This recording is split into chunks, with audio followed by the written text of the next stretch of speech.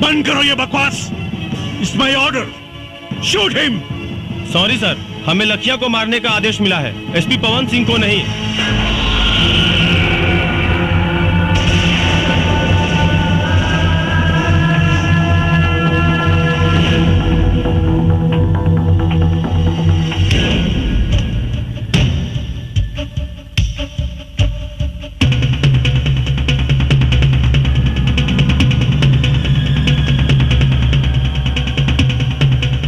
चाही तो एक साथ सारा मैगजीन तुम्हारा खोपड़ी में डाल दी।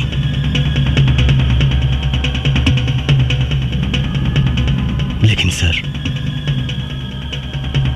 आपकी मौत समस्या का समाधान नहीं। समस्या है भ्रष्टाचार, आतंक, और इसे हम पुलिस वाले ही खत्म करेंगे।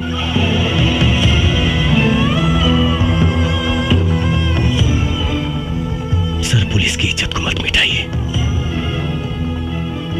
वरना लोगों का पुलिस पर जो बचा खुचा विश्वास है वो भी खत्म हो जाएगा।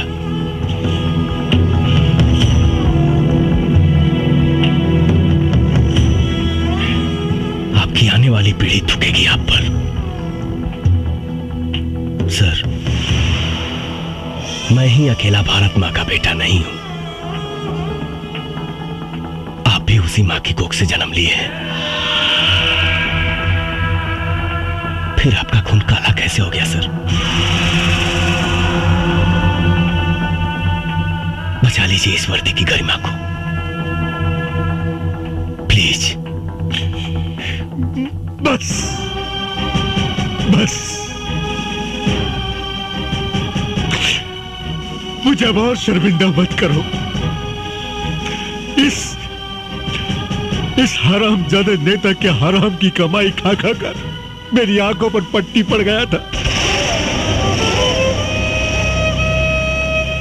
आज तुमने मेरी आंखें खोल दी, मेरे ज़मीर को जगा दिया है तुमने।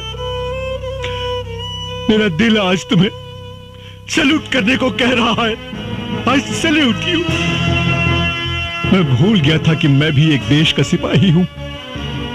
ऐसे भ्रष्ट नेता जो देश को खा खा कर बर्बाद कर रहे हैं, आखिर नुकसान तो हमारा ही है ना। पवन, मैं इस वर्दी की कसम खाकर कहता हूं कि चाहे अंजाम जो कुछ भी हो, आज के बाद सिर्फ और सिर्फ मैं इंसाफ के लिए लड़ूंगा। वाह वाह वाह वाह, आपस में बड़ा भाईचारा फूट रहा बा। ए डीआईजी, मत भूल, तोर औकात एक होम गार्ड के भी ना रहल। तोरा के डीआईजी हम बनौली हम। अगर हम तोरा के बना सकीला ना तो तोरा के मिटा भी सकीला। हमरा से गद्दारी तोरा के बहुत भारी पड़ी।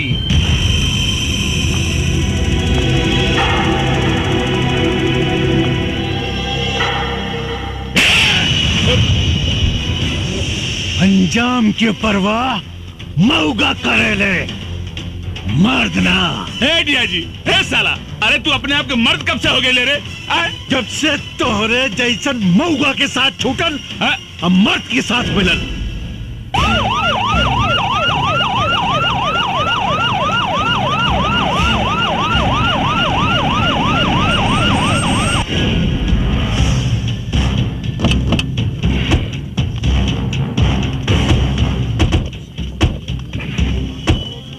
पवन, बहुत अच्छा हो गई।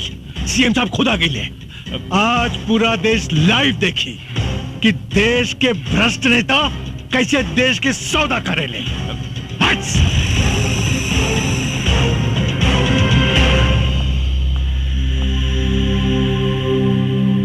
ये क्या हो रहा है डीआईजी?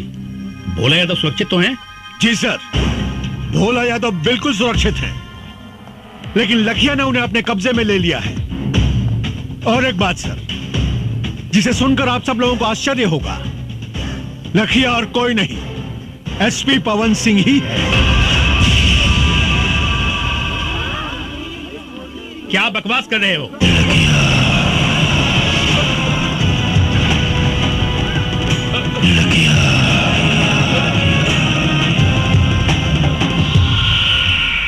बकवास ना सीएम साहब, ये सच्चाई है। जी हाँ सर, भोला यादव के कहने पर ही मैंने थाना लुटवाने का नाटक किया। पवन सिंह की गाड़ी में मैंने ही पैसे रखवाए। पवन सिंह निर्दोष है सर, बल्कि सच्चाई तो यह है कि इन सारे गुनाहों की जड़ ये भोला यादव है। सारे कर कहानी तो हम कब के खत्म कर दिले रहती, लेकिन हम के वो दिन के इंतजार रहे कि अगर सच्चाई पूरा देश देखे। पर नक्सल बनकर तुमने जो अपराध किया है उसका क्या? नक्सलवाद समाज की पैदावार नहीं है सर, राजनीति की पैदावार है। और ये भोला यादव इस प्रदेश का सबसे बड़ा हथियार माफिया है। मेरे पास हथियार आया कहां से?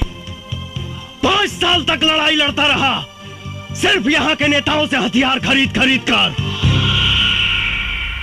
झूठ बोल रहा है सीएम साहब, ये हमको फंसाना चाहता है। अरे भगोड़ा है, जेल तोड़ के भागा हुआ है।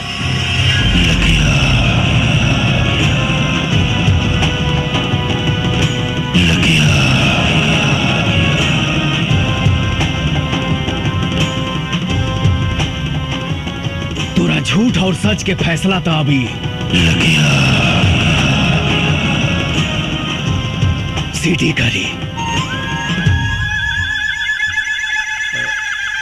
लो रामायण।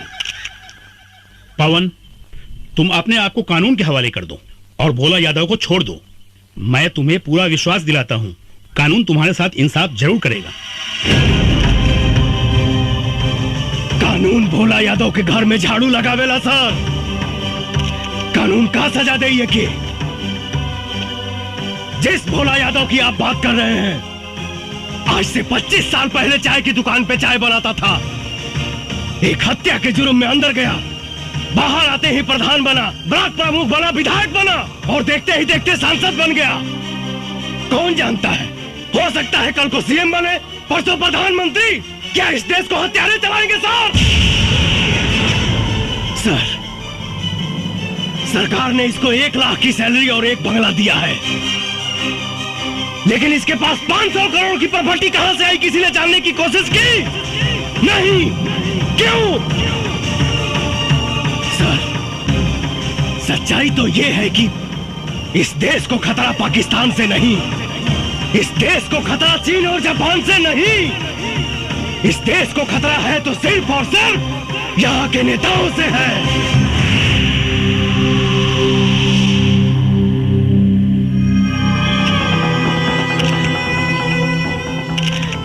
सर, मैं निर्दोष हूं,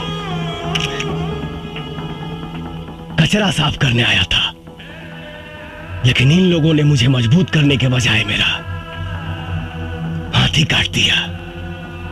बचा लीजिए सर, इस देश को अंधकार की ओर जाने से बचा लीजिए।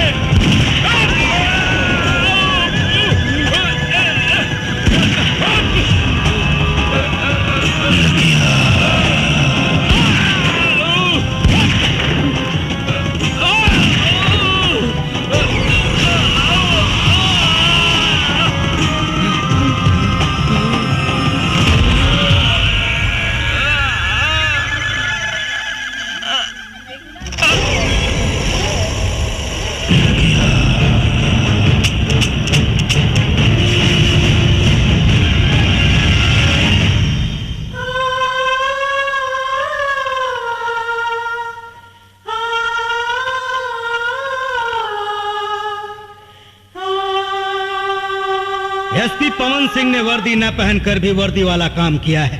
उन्होंने जो कुछ भी किया वो देश और समाज के हित में था। इसलिए अदालत एसपी पवन सिंह की वर्दी ससम्मान वापस करने का हुक्म देती है। इस देश को ऐसे सच्चे और ईमानदार पुलिस ऑफिसर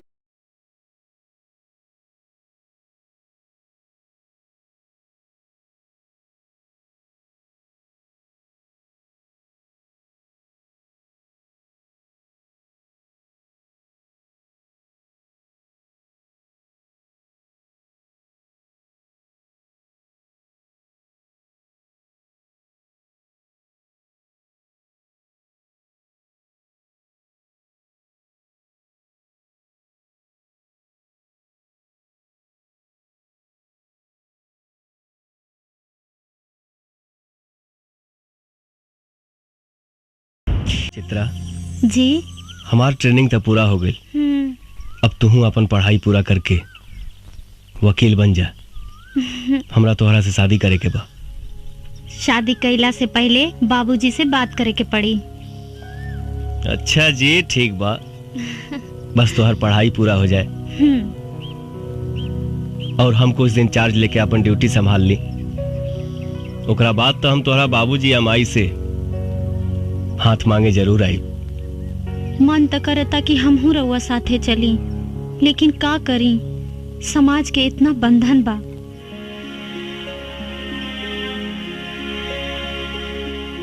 तन मन से हम तोहके अपन पत्नी मान चुकल बानी।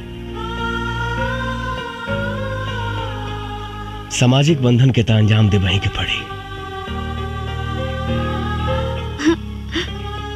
ड्यूटी पर अपन ध्यान दिहा और अपन खाइल पियल पर ध्यान रखिहा और रोज सुबह शाम हमरा के एगो फोन जरूर कर लिहा।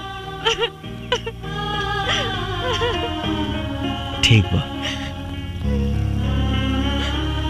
I love you. I love you too. मेरे पवन को दर दर भटकने पे मजबूर करने वाले लोगों को तड़पा तड़पा के मारूंगी। उसके अधूरे सपने को मैं पूरा करूंगी। एगो बात बतावा रामायण जी। लखिया के कोनो तस्वीर बा का? ना मैडम, आज ले लखिया की कुछ सूरत नहीं के देखलस। मैडम वो तो गरीबन का मसीहा हो, चोरी छिपे हर गरीबन का मदद करेला। और मैडम एक बात हो, आज ले ओकरे बंदूक का गोले की निर्दोष के ना लागल, वो वही कमरलस जे मरे का हकदार रहल। कुछ भी हो, न्याय अन्याय कोई कानून के काम हो, लखिया के ना। अब हम अपन जंग ऊ कमीना लखिया के मौत से शुरू करब, मौत से।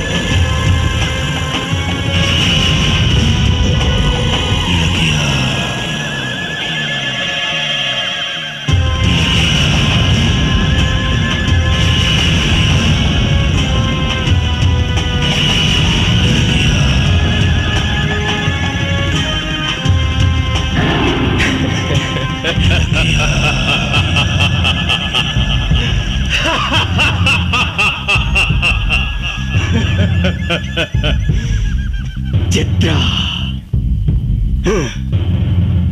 ये कौन चित्रा है रे? एक चित्रा वो थी जो मेरी जान थी, और ये दूसरी चित्रा कौन है जो मेरी जान की दुश्मन बनी हुई है?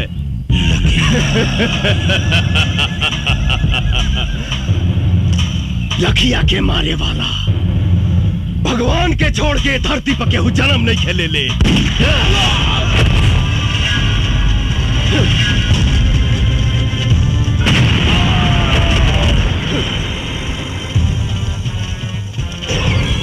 पुलिस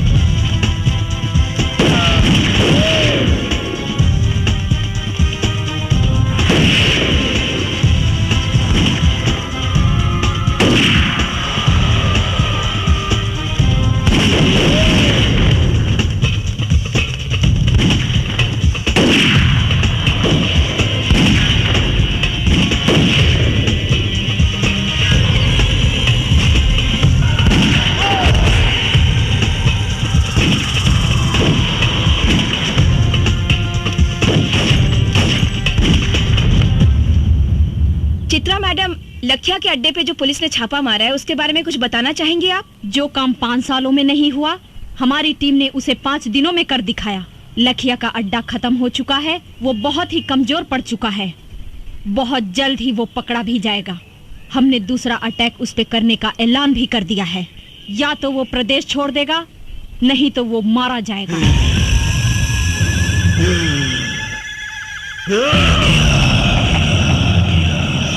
मरेगा, सब मरेगा।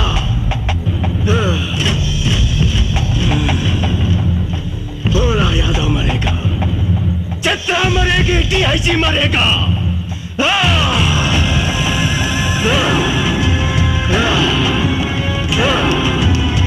24 घंटा के अंदर मुझे जितना चाहिए।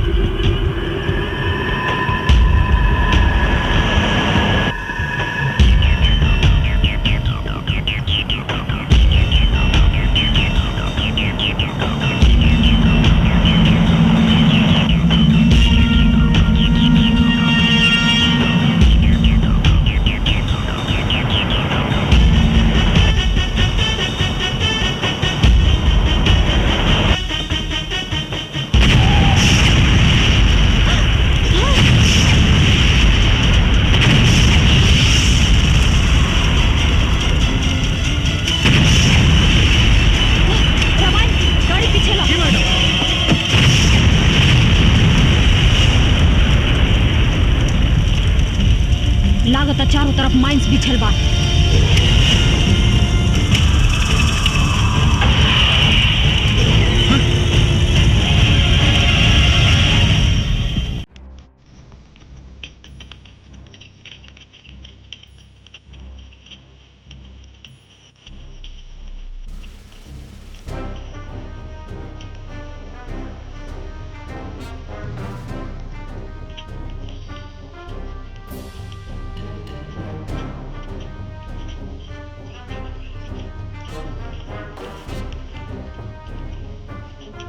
भैया, ये राउंड सितार आ गई।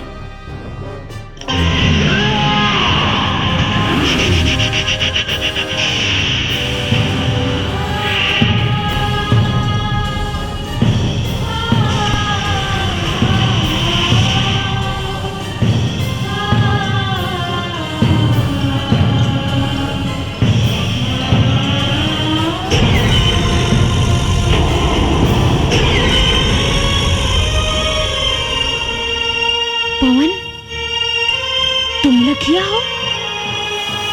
हाँ चित्रा, लेकिन तुमने वर्दी कब पहन ली? हमरा ना मालूम रहे कि तोहरा से मुलाकात हुई, वो ऐसा मोड़ पे। का करी Chitra, IPS Pawan Singh.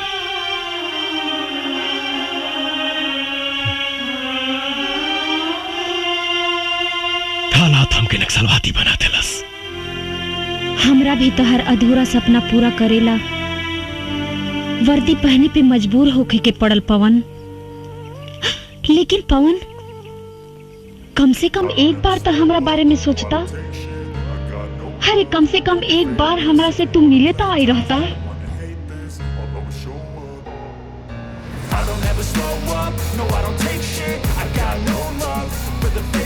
If you wanna play tough and wanna hate this, I'll always show up and make a statement. I don't ever slow up, no I don't take shit. I got no love for the fakeness. If you wanna play tough and wanna hate this, I'll always show up and make a statement. Everything I do so instinctive and so passionate. Every word I move so descriptive like an adjective. I got a vendetta against people who patented being negative when you should be getting after it.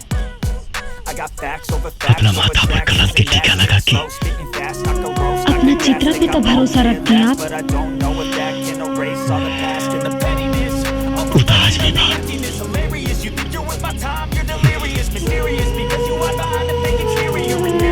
लेकिन सोचा, जाना लेखा के माई बाप की याद में रो रो के मर गई और वो भागा अपना माई बाबूजी की चिता में आग तक ना लगा पौलस। हम तोहरा के काम होते गई थी, मर गई एसपी पवन सिंह। नया जन्म भइल बा हमार। लखिया लखिया। लेकिन एकर अंजाम के परवाह मौका करेला मर्द ना। तू हमार हीरो बाड़ा पवन। हम चाहतानी कि तू सरेंडर कर दा। हम तहरा के बेगुनाह साबित करवाए।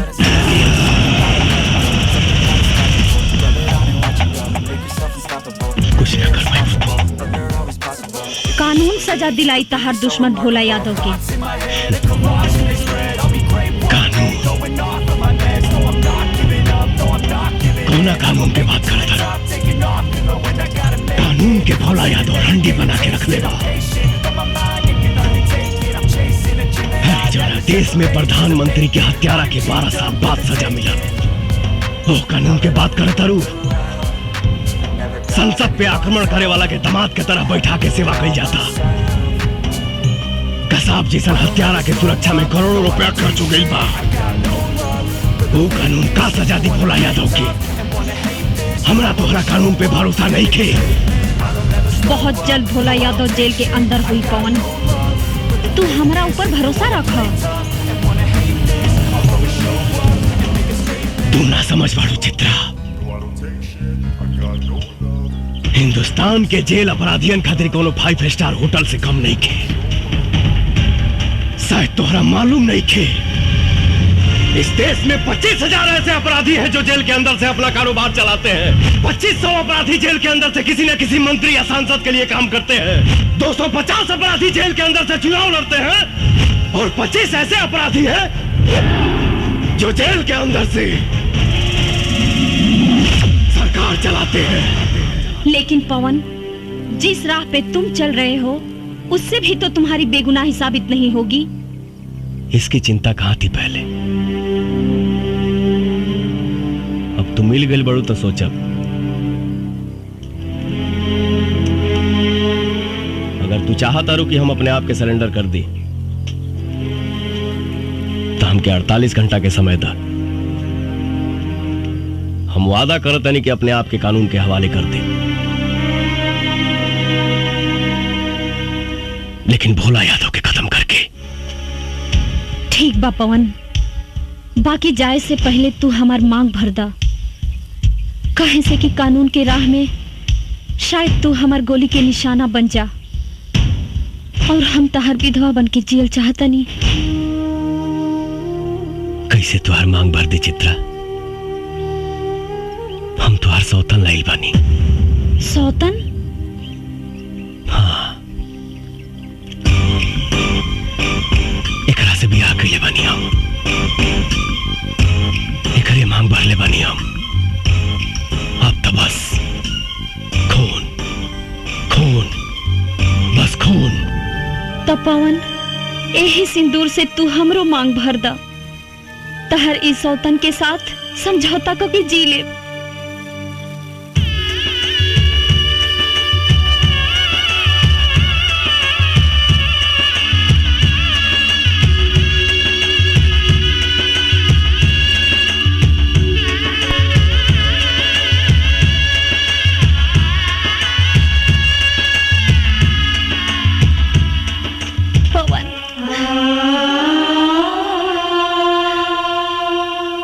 एसपी चित्रा, आप जहाँ कहीं भी हो हमें सिग्नल दें। पुलिस चारों तरफ से जंगल को घेर चुकी है। आप हमें सुन रही है तो सिग्नल दीजिए। बहुत देर से देखत बानी तोहन का प्रेम लीला। अब पुलिस आ गई बा। तोहन के कहानी खत्म।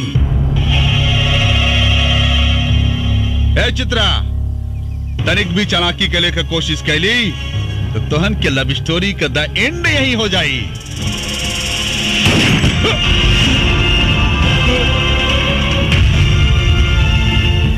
रामायण साला दोगला पुलिस वाले पर गोली चलाता है।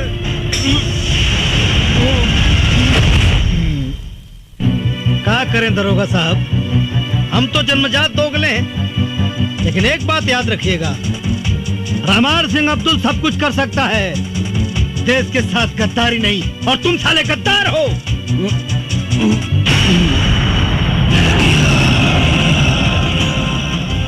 राजपूत के वादा बा 48 घंटा में मिला।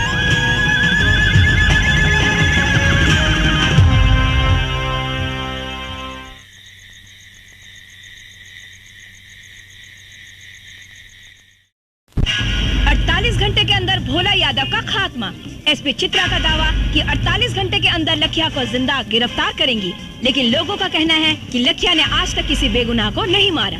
किस वजह से लखिया भोला यादव के पीछे पड़ा है, ये लोगों के बीच एक बहुत बड़ा सवाल बना हुआ है। आज तक लखिया ने जो फरमान जारी किए हैं वो उसे पूरे किए हैं। अब ये देखना है कि इस बार लखिया अपने मकसद में कामयाब होता है या नहीं। कोई कुछ भी साफ साफ बता नहीं पा रहा है, लेकिन सबको इंतजार है पूरे 48 घंटे पूरे होने का। अब देखना है एसपी चित्रा लखिया को पकड़ने के लिए क्या क्या प्लानिंग्स करती है। क्या एसपी चित्रा से किसे पकड़ पाएगी या नहीं? क्या लखिया अपने मकसद में कामयाब होगी? टीवी पर अखबारों में आपको अपना फोटो देखकर बहुत अच्छा लग रहा होगा ना। क्या जरूरत थी लखिया को उंगली करने की? अरे कोनो काम करने से पहले ओकर रणनीति बनावे के पड़ेला। रणनीति बना बना के 5 साल बीत गए। लखिया के एगो तस्वीर भी निकाल पाओ नहीं रहो लोग। अरे हम तो कम से कम इतना तो कह दिहनी कि वो आत्मसमर्पण करे के ऐलान कर दिहलस। लेकिन भोला यादव के जान से मारे के धमकी भी दे ले बा। जी मंत्री जी, जल्दी हमारे बंगले पास जाओ। जी सर, मैं अभी आता हूँ। मंत्री जी का फोन था, मैं बाद में तुमसे मिलता हूँ।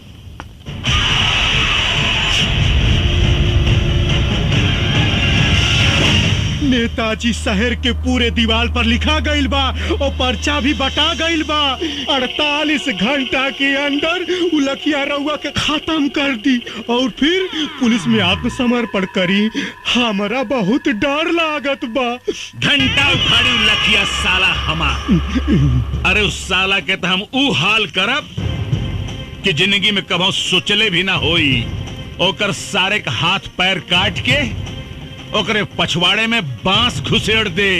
ओकर सारे के जियल मुहाल हो जाई।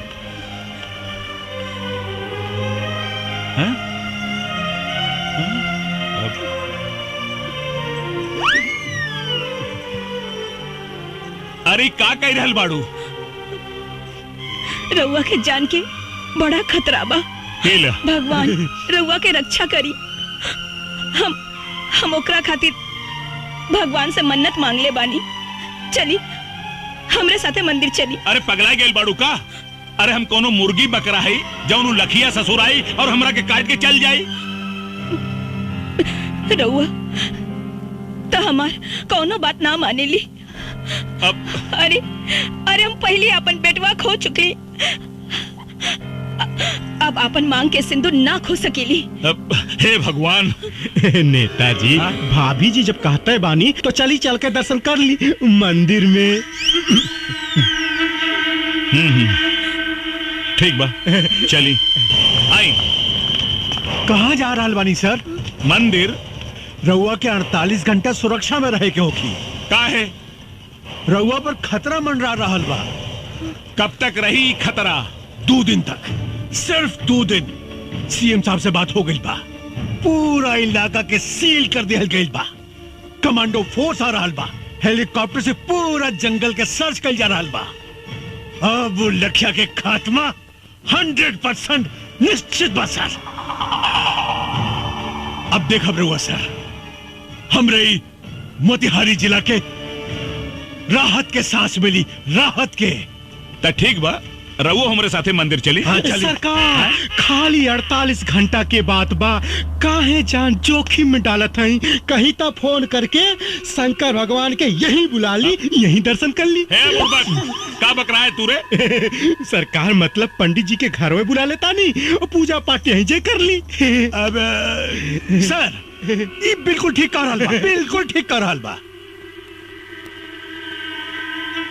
तो ठीक बा, पंडित जी को बुलाए ले, पूजा यही हो जाए। अरे बाप रे, अरे बाप रे बाप। का भइल? अरे हे रानी, ये देखा का छपल बा हो। का छपल बा? छपल बा दारू पिए से 500 आदमी बीमार, 300 का लीवर डैमेज और 200 का किडनी डैमेज। तो यही नाते तो हम कहेली कि दारू पियब छोड़ दी, बाकी आप हमारी बात सुने ली कहा। अच्छा और नहीं तो का। हाँ ठीक बा। बंद माई का बंद। हमारा दिमाग डिस्टर्ब हो गई। आज के बाद बंद बंद बंद बंद। हाँ? एकदम बंद बंद बंद। हम आवतनी। अरे ये हमारा रसगुल्ला, ये भोरे भोरे सच के कहा जाता रू। हम मंदिर जाता नहीं। अच्छा कितना दिन से मंदिर मस्जिद में जाके देवी देवता से मन्नत मांगत रहनी कि रउआ जौन दिन शराब पियब छोड़ दे, वो दिन हमार जिंदगी के सबसे खुशी के दिन हुई। अच्छा हाँ, और आज भगवान हमार सुन लेहलन। हम जाता नहीं। अरे नास पीटी, एक बात बताओ, तो के कहलस कि हम शराब पियब बंद कर देनी? हे भगवान, अब ही रउआ तो कहने की। का कहनी है? आज से बंद, आज से बंद। ये जानो, इधर आओ। हम ना कहनी है कि शराब पियब बंद, हम कहनी है इस साला कमीना अखबार घर में आई बंद। चल घर के अंदर।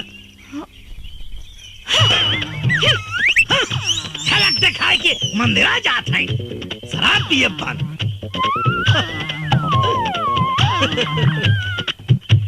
जियल अगर जरूरी बा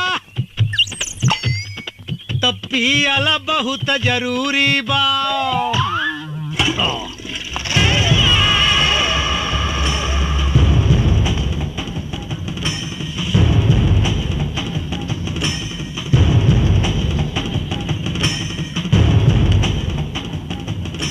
चित्रा सिंह जी, तोहरी नादानी की वजह से आज हमने की दिन देखे के पड़ रहल बा। अरे हमरा के तो पूरा विश्वास बा कि तोहार और लखिया के कोनो जरूर 60 गांठ बा। ई तो वक्ते बताई नेताजी कि केकर केकरा से 60 गांठ बा। लखिया कोनो चीन और अमेरिका से हथियार ना मंगावेला। ये तो आप लोगों का शासन प्रशासन ही इतना कमजोर है कि आप लोगों के हथियार से आप लोगों से ही लड़ रहा है। चित्रा! चिल्लाई मत, खाली जवाब दी। अगर लखिया पुलिस से टक्कर ले रहल बा तो ओकरा पास हथियार आवेला कहां से? तुम्हारे कहने का मतलब है कि प्रशासन उसे हथियार सप्लाई करता है? जी हाँ, शासन प्रशासन के कुछ गद्दार लोग जिनका पर्दाफाश बहुत जल्द होगा।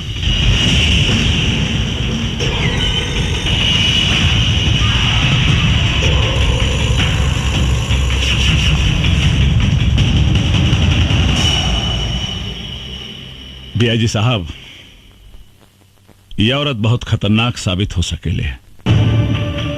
एकरा के कुछ करे के पड़ी।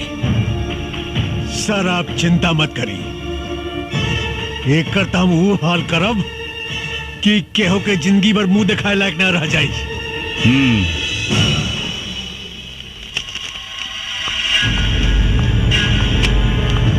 एक मंत्री से बात करने की तमीज नहीं है तुमको उनके औकात का पता नहीं है। मुझे बहुत अच्छी तरह पता है सर उनकी औकात। जान पे आई तो चूहे की तरह बिल में घुसकर बैठ गए। यही है उनकी औकात। तुम्हें मालूम है वो तुम्हारा क्या कर सकते हैं? वर्दी उतरवा सकते हैं बस, और वर्दी का डर आप जैसे भड़ुओं को है, हमको नहीं। Shut up! चिल्लाइए मत। आप जैसे गद्दार पुलिस ऑफिसर की वजह से पनपता है ये आतंक, होती है अराजकता। वरना पुलिस अपने पे आ जाए तो अपराधी अपराध करने के बारे में सोचने से पहले ही मुंह देगा। तुम हद से ज्यादा बढ़ रही हो चित्रा। यही हद तो हमको बार बार रोकता है सर, वरना आप जैसे गद्दार पुलिस ऑफिसर खाकी की शान को खादी के जूतों तले रौंद कर उसकी गरिमा को धूल में मिला रहे हैं। तुम मुझ पर इल्जाम लगा रही हो। बिल्कुल सर, जब कोई पुलिस ऑफिसर ईमानदारी से काम करता है, अपने काम को अंजाम देता है, तो नेताओं के एक इशारे पे आप लोग या तो उसका ट्रांसफर करवा देते हैं और नहीं तो उसकी वर्दी उतरवाकर खोटी पर टंगवा देते हैं। तुमको इस बात का अंदाजा है कि तुम किससे बात कर रही हो? जी हाँ, एक पुलिस ऑफिसर कम, दलाल ज्यादा हैं आप। उतरवा दूंगा तुम्हारी मैं वर्दी चित्रा। आप क्या उतरवाएंगे वर्दी को? अरे भाड़ में जाए ऐसी वर्दी जिसे पहनकर घुटन महसूस होती हो। इंतजार कीजिए, 48 घंटे में ये वर्दी आपके सामने होगी। लेकिन इसी 48 घंटे में मैं आपको दिखाऊंगी कि वर्दी की ताकत क्या होती है। लखिया को जिंदा मैं पकड़ कर लाऊंगी, ये मेरा वादा है। असली बाप के औलाद हैं तो भोला यादव को बचा कर दिखाओ।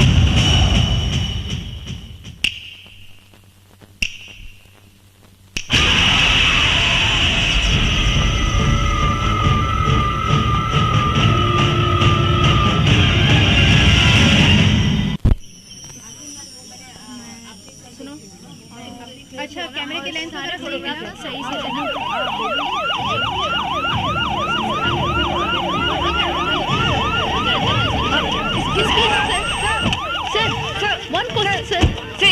साहब, आप भोला यादव की सुरक्षा के लिए क्या व्यवस्था किए हैं? भोला यादव की सुरक्षा पूरी तरह से हो रही है। परिंदा पर भी नहीं मार सकता। लेकिन कब तक?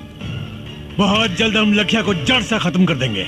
हमारी पूरी पुलिस फोर्स लखिया को युद्ध स्तर पर ढूंढ रही है। आप लोग चिंता मत कीजिए, बहुत जल्द हम आप लोगों को एक गुड न्यूज देने वाले हैं। लखिया का खात्मा तो होकर रहेगा, मैं उसे खत्म कर दूंगा। एक्सक्यूज मी सर। एसपी चित्रा सिंह जी, कहाँ बा लखिया? लखिया तो जंगल में छिपल बा, फिर तू यहाँ का कर रहल बाड़ू है? बतावे आइल बनी कि मुस्तैद रहिया, बड़ा ही खतरनाक खिलाड़ी बा लखिया। आंख से सुरमा निकाल लेवेला और आंख के पता भी ना चलेला। लखिया के खाल खिंचवा के ओकरा में भूसा भरवा दे। तू हमरा के चीन्हे लो ना। ये तो वक्ते बताई कि केकरा के खाल खिंचवाई। तहरा बात में तो लखिया के प्रति बड़ा हमदर्दी दिखाई देता है। ई राउर आंख के दोष बा, राउर नजर खराब हो गई बा, चश्मा लगवा ली। तभी से बात करा। और एक बात याद रखा, 2 घंटा बचल बा तारा के लखिया के गिरफ्तार करे में। अगर तू गिरफ्तार ना कैलू तो तोहार भी हम उहे हाल करब। जवन एसपी पवन सिंह के कैनी यही ना?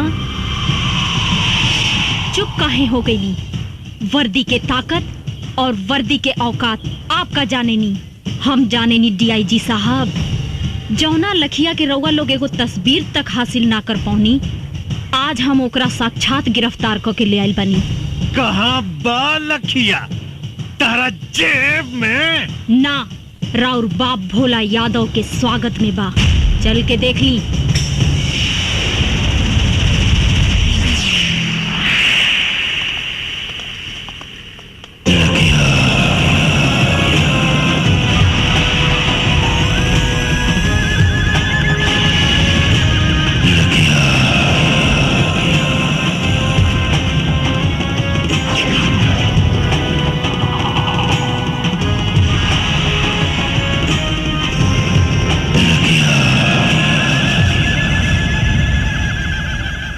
आइए सर, आइए, स्वागत है आपका। का भइल सर? हमके जिंदा देख के करंट लाग गइल का? ढेर मत सोची, हम ही हैं पवन सिंह उर्फ लखिया। पवन सिंह को लखिया बनाने में सबसे बड़ा योगदान आप ही का है। अच्छा, तत्ते ही हमें लखिया के आड़ में आतंक फैलावे वाला देशद्रोही पवन सिंह। देशद्रोही तत्ते हमें जवानी वर्दी पहिर के देश के साथ गद्दारी कर रहा बड़े। पूछ अपना आत्मा से, पूछ अपना जमीर से, पूछ कि देशद्रोही ते हवे बाकी हम।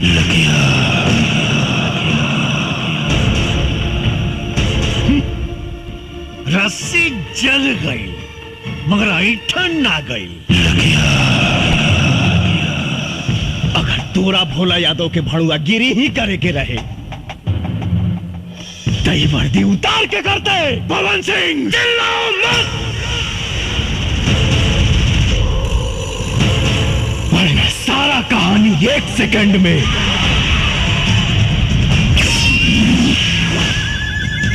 खत्म कर दे।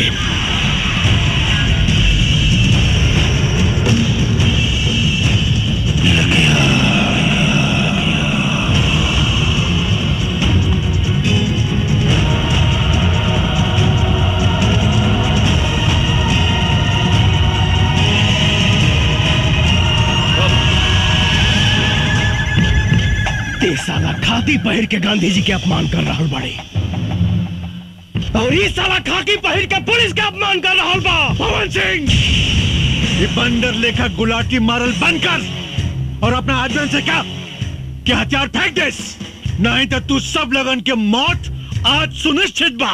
हे डीआईजी है, ये भाषणबाजी बंद कर और बाहर से फोर्स मंगाओ और खत्म कर सारे के, खत्म कर। खत्म तो हम तोहरा के करब रे। तो संसद में बैठ के देश के सौदा कर रहा हूं। रुक जा पवन सिंह, नहीं तो गोली मार दे। अरे तो मुंह का दिखाता रे, मार गोली मार। शेरनी के दूध पियले बानी, पवन सिंह के मारे ला करेजा चाहिए। भोला यादव के कुत्ता ऊपर फेंकल रोटी खाए वाला साला हमरा के का गोली मारी।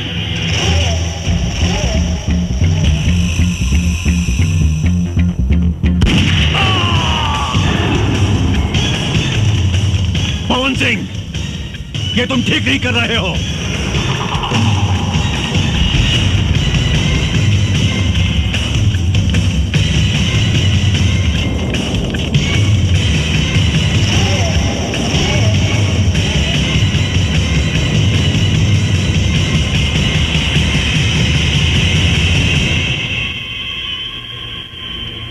एसपी पवन साहब, आप ही लखिया हैं?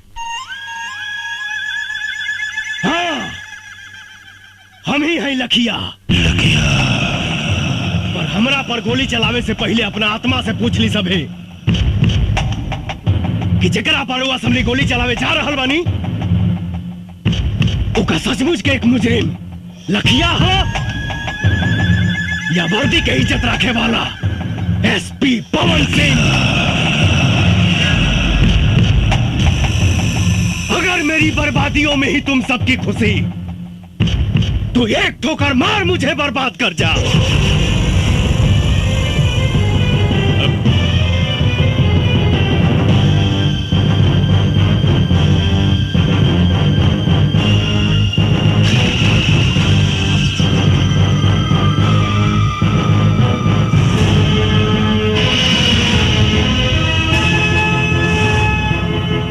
सर, हमने आपके जैसा ईमानदार पुलिस ऑफिसर नहीं देखा सर। हम आपके ऊपर गोली नहीं चला सकते सर। सर, अगर आप जैसे पुलिस ऑफिसर पर गोली चलाऊंगा तो घर जाके अपने बच्चों को क्या जवाब दूंगा? आप पर गोली चली तो हिंदुस्तान में भ्रष्टाचार और आतंक खत्म कर देने वाला आप जैसा ऑफिसर बनने की कोई भी हिम्मत नहीं करेगा सर। बंद करो ये बकवास। It's my order, shoot him. Sorry sir, हमें लखिया को मारने का आदेश मिला है, एसपी पवन सिंह को नहीं।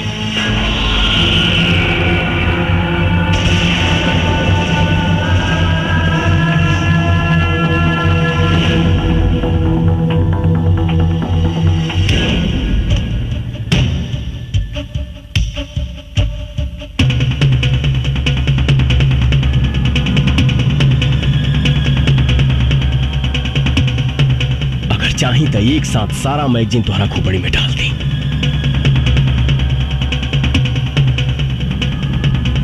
लेकिन सर, आपकी मौत समस्या का समाधान नहीं, समस्या है भ्रष्टाचार, आतंक, और इसे हम पुलिस वाले ही खत्म करेंगे।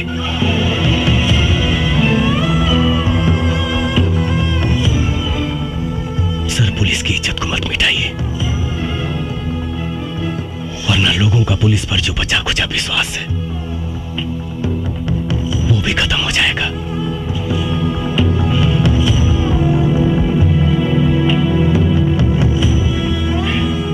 आपकी आने वाली पीढ़ी थूकेगी आप पर। सर, मैं ही अकेला भारत मां का बेटा नहीं हूं, आप भी उसी मां की कोख से जन्म लिए हैं। फिर आपका खून काला कैसे हो गया सर? बचा लीजिए इस वर्दी की गरिमा को, प्लीज। बस बस, मुझे अब और शर्मिंदा मत करो। इस हरामजादे नेता के हराम की कमाई खा खा कर मेरी आंखों पर पट्टी पड़ गया था। आज तुमने मेरी आंखें खोल दी, मेरे ज़मीर को जगा दिया है तुमने। मेरा दिल आज तुम्हें सैल्यूट करने को कह रहा है। आई सैल्यूट यू। मैं भूल गया था कि मैं भी एक देश का सिपाही हूं। ऐसे भ्रष्ट नेता जो देश को खा खा कर बर्बाद कर रहे हैं, आखिर नुकसान तो हमारा ही है ना। पवन, मैं इस वर्दी की कसम खाकर कहता हूं कि चाहे अंजाम जो कुछ भी हो, आज के बाद सिर्फ और सिर्फ मैं इंसाफ के लिए लड़ूंगा। वाह वाह वाह वाह, आपस में बड़ा भाईचारा फूट रहा बा। ए डीआईजी, ई मत भूल, तोर औकात एक होम गार्ड के भी ना रहल। तोरा के डीआईजी हम बनौली हम। अगर हम तोरा के बना सकीला ना तो तोरा के मिटा भी सकीला। हमारा से गद्दारी तोरा के बहुत भारी पड़ी।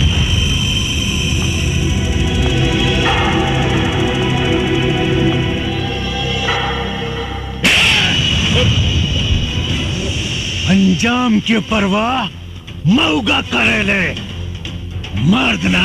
ए डीआईजी, ए साला, अरे तू अपने आप के मर्द कब से हो गए ले रे? जब से तोहरे जैसन मऊगा के साथ छूटल, अब मर्द के साथ मिलल।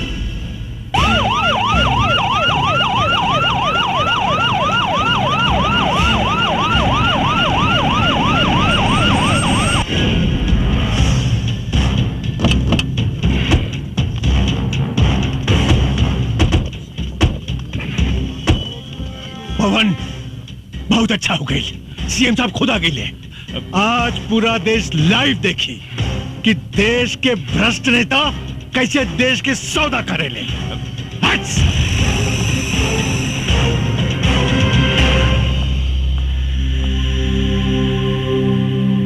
ये क्या हो रहा है डीआईजी? भोला यादव सुरक्षित तो हैं? जी सर, भोला यादव बिल्कुल सुरक्षित है, लेकिन लखिया ने उन्हें अपने कब्जे में ले लिया है। और एक बात सर, जिसे सुनकर आप सब लोगों को आश्चर्य होगा, लखिया और कोई नहीं, एसपी पवन सिंह ही है।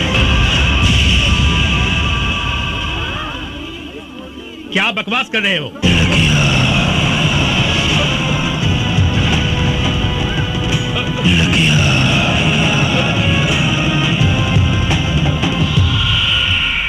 बकवास ना सीएम साहब, ये सच्चाई है। जी हाँ सर, भोला यादव के कहने पर ही मैंने थाना लुटवाने का नाटक किया। पवन सिंह की गाड़ी में मैंने ही पैसे रखवाए। पवन सिंह निर्दोष है सर, बल्कि सच्चाई तो यह है कि इन सारे गुनाहों की जड़ ये भोला यादव है। सारे घर कहानी तो हम कब के खत्म कर दिले रहती, लेकिन हम के वो दिन के इंतजार रहे कि अगर सच्चाई पूरा देश देखे। पर नक्सल बनकर तुमने जो अपराध किया है उसका क्या? नक्सलवाद समाज की पैदावार नहीं है सर, राजनीति की पैदावार है। और ये भोला यादव इस प्रदेश का सबसे बड़ा हथियार माफिया है। मेरे पास हथियार आया कहां से?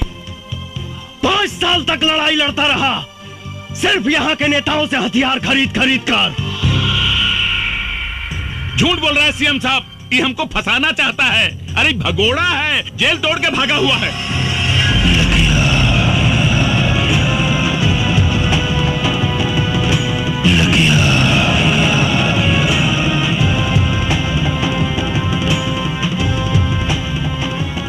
पूरा झूठ और सच के फैसला था अभी। सीटी करी लो रामायण। पवन, तुम अपने आप को कानून के हवाले कर दो और भोला यादव को छोड़ दो। मैं तुम्हें पूरा विश्वास दिलाता हूं, कानून तुम्हारे साथ इंसाफ जरूर करेगा। कानून भोला यादव के घर में झाड़ू लगावेला सर। कानून का सजा दे ये कि जिस भोला यादव की आप बात कर रहे हैं, आज से 25 साल पहले चाय की दुकान पे चाय बनाता था। एक हत्या के जुर्म में अंदर गया, बाहर आते ही प्रधान बना, ब्लॉक प्रमुख बना, विधायक बना और देखते ही देखते सांसद बन गया। कौन जानता है, हो सकता है कल को सीएम बने, परसों प्रधानमंत्री। क्या इस देश को हत्यारे चलाएंगे सर? सरकार ने इसको 1 लाख की सैलरी और 1 बंगला दिया है, लेकिन इसके पास 500 करोड़ की प्रॉपर्टी कहां से आई, किसी ने जानने की कोशिश की? नहीं। क्यों? सर, सच्चाई तो यह है कि इस देश को खतरा पाकिस्तान से नहीं, इस देश को खतरा चीन और जापान से नहीं, इस देश को खतरा है तो सिर्फ और सिर्फ यहाँ के नेताओं से है।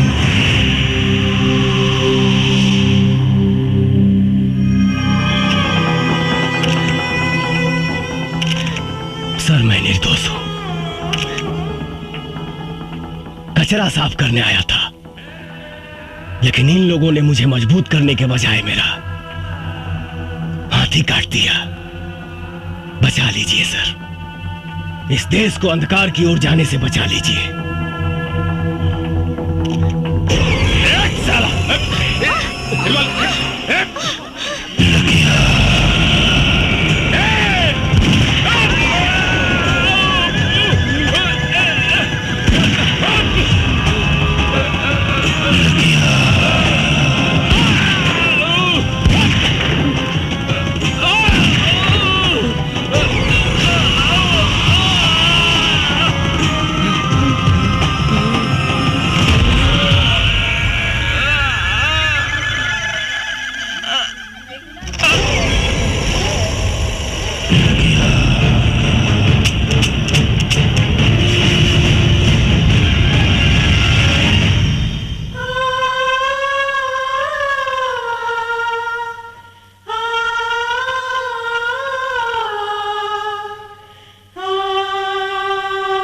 एसपी पवन सिंह ने वर्दी न पहनकर भी वर्दी वाला काम किया है।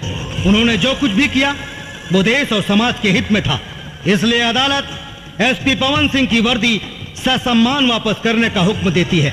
इस देश को ऐसे सच्चे और ईमानदार पुलिस ऑफिसर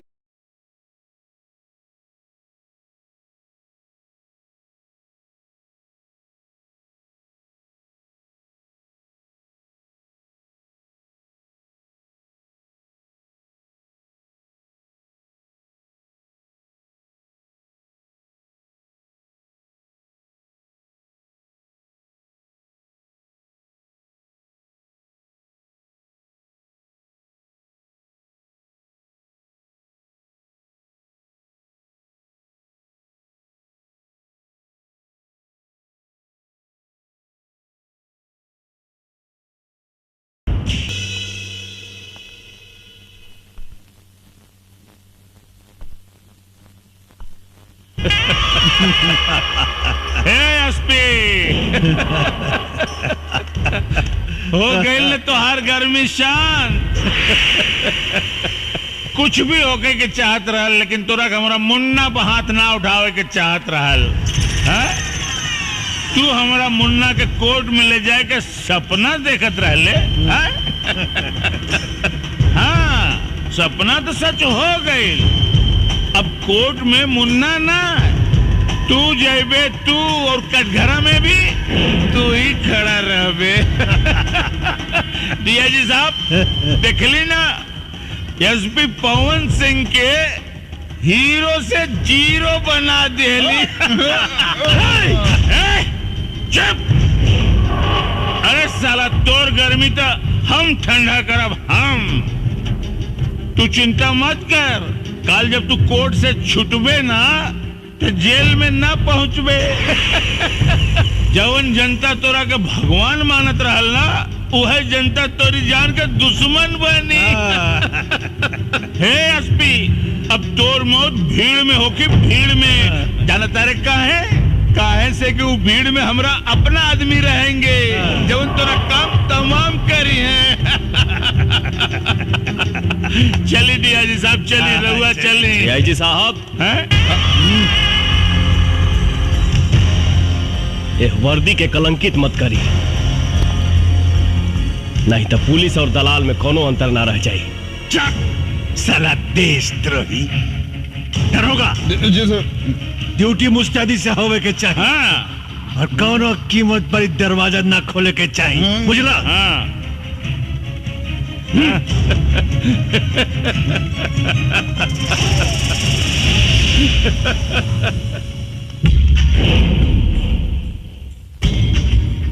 माननीय एसपी साहब, देखी ना पासा कैसे पलट गई। अभी कुछ देर में विक्रम बाबू आ रहे हैं। जैसे आपने उनकी सेवा की थी ना, वैसे ही आपकी सेवा वो आज करेंगे। सॉरी सर।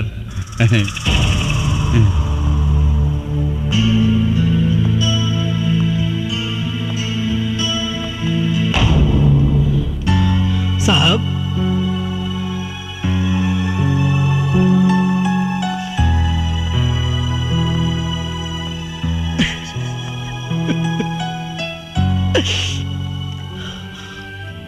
बेगुनाही के सबूत देवे खातिर हमरा यहां से निकल के पड़ी। रामायण, कसम हमके निकाल यहां से, न तो ये साला हमके खत्म कर दिए सन। साहब आप चिंता मत करिए साहब, अल्लाह चाहिए तो दुर्गा माई सब ठीक कर दिए साहब। रामायण, क्या खुसर फुसर चल रहा है? खुसर फुसर क्या चलेगा सर, साहब को खाना देने आए। ठीक है साहब, खाना खा लीजिए। ना रामायण, आपकी भाभी ने बड़े प्यार से भेजा है सर, खा लीजिएगा प्लीज।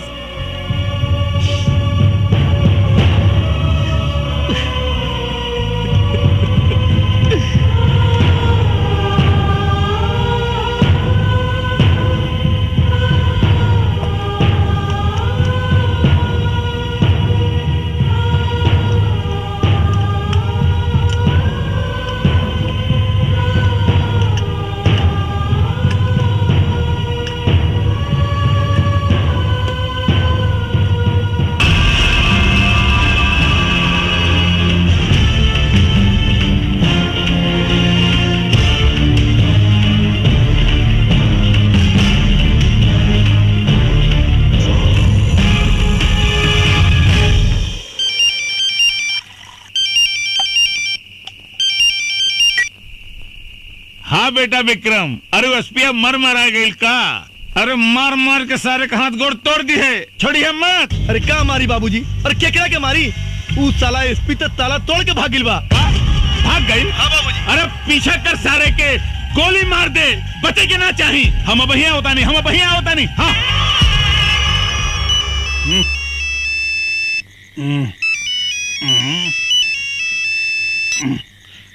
हाँ जी नेताजी। अरे उस साला एसपी पवन सिंह जेल तोड़ के भाग गई, पकड़ाओ करा के, न तो हम पूरे जिला में आग लगा दे। ना ना ना रहुआ फिक्र मत करी, हम अब ये कोनो न कोनो इंतजाम करता नहीं, फिक्र मत करी।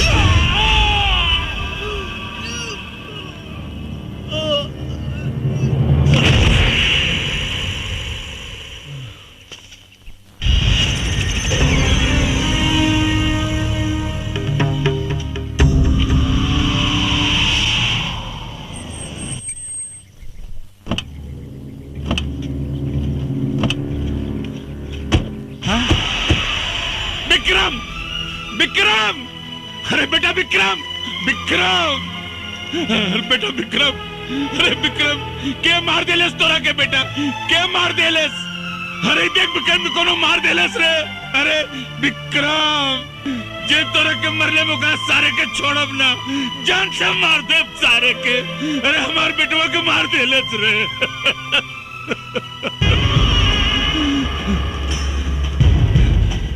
एसपी पवन सिंह, हम तोरा के जान से मार दे सारे, हम तोरा के ना छोड़ा।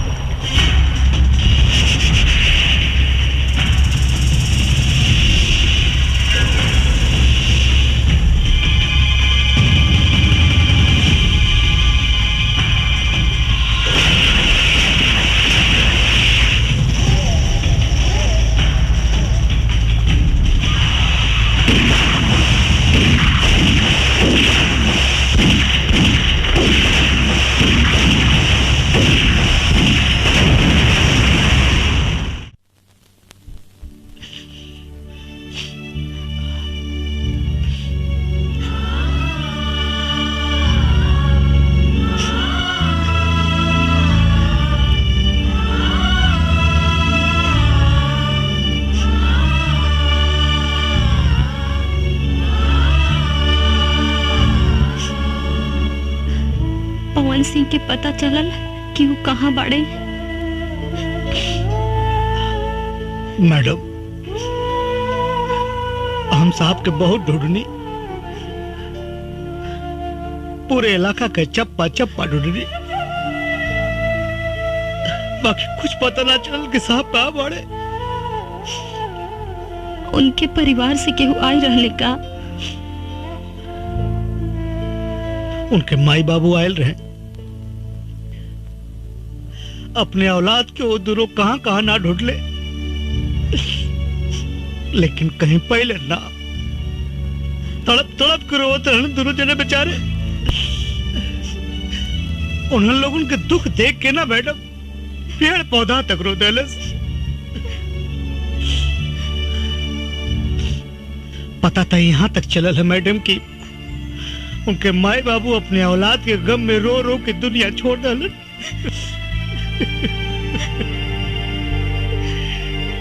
आखिर पवन सिंह गईले कहाँ? कुछ पता ना मैडम, लोग कहे कि मर गए पवन सिंह। नहीं, मेरा पवन कभी नहीं मर सकता।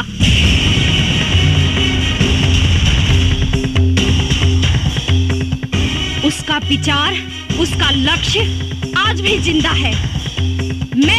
मारूंगी उसे। अपने पवन के सपनों को मैं पूरा करूंगी। मैडम, हम कुछ समझ नहीं ना। आपका पवन सिंह, आप जाने लो पवन सिंह साहब के? हाँ रामायण, पवन सिंह हमारे होने वाले पति थे। शादी होने वाली थी हमारी उनसे। हम दोनों बहुत प्यार करते थे एक दूसरे से। हमारा प्यार कॉलेज से शुरू हुआ था। तो हमेशा लेट आवेलो चित्रा। अरे आज कितना लेट हो गई ना। ये क्या बदतमीजी है? अंग्रेजी में समझाई कि हिंदी में? व्हाट? रैगिंग, रैगिंग हो रहल बा। तो हमरा के करा ना रैगिंग। Half ticket.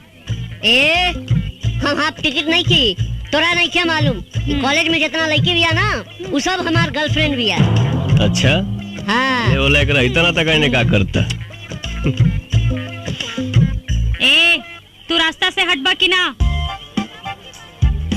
पहले हमारा सवाल के जवाब द, तबे हटब। कैसन सवाल? आई लव यू के हिंदी में का कहल जाला? हाँ बोला बोला बोला बोला बोला क्या निको बोला बोला ना, जल्दी बोला। Shut up. गलत जवाब। आई लव यू के मतलब बोला मैं तुमसे प्यार करती हूँ। तोहसे? अरे तोहसे तो हमर जूती भी ना प्यार करे। चलो हो। चलो।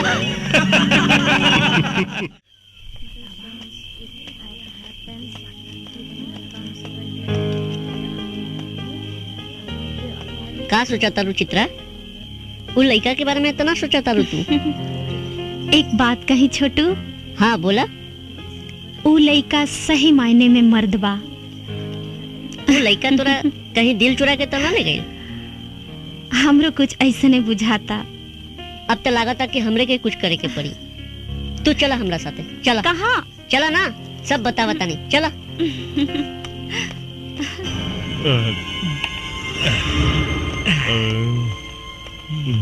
कहाँ ले जाता रहा छोटू? चला ना, बता नहीं। इतना रात के, इतना सज धज के, ई हाफ टिकट के साथे कहवा घूमे जाता हो? छोड़ा रास्ता जाए दो। और ना जाए दे तो ठीक ना होई। ये अपना कॉलेज के लड़की बिया, एकरा साथे छेड़खानी ठीक नहीं के।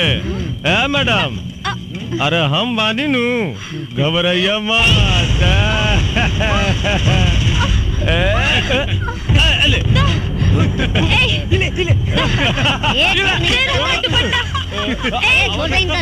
अच्छा ना हुई रे।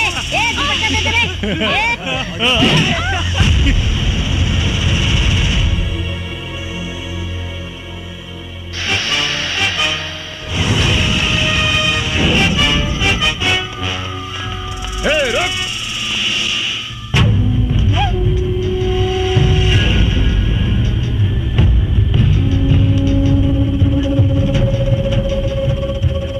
कॉलेज में पढ़ाई करे आइल बड़ा लोग, पढ़ाई करा जा, लड़की बाजी ना। अबे साले, लड़की देखी नहीं कि आगे हीरो बनने। अभी आईपीएस का एग्जाम दिया है, एसपी बना नहीं। पहले हम तो भोग लगा लें, तेरा भी नंबर आएगा। हाँ? चल लाइन में आ जा।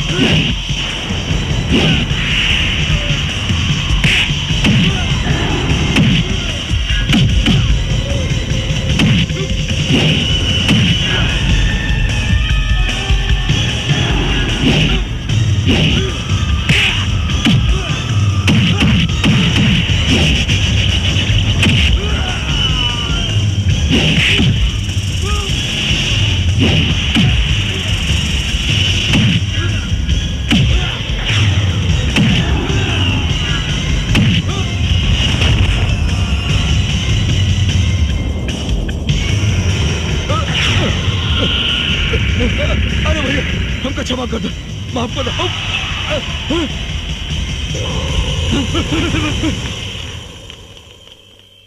चित्रा जी।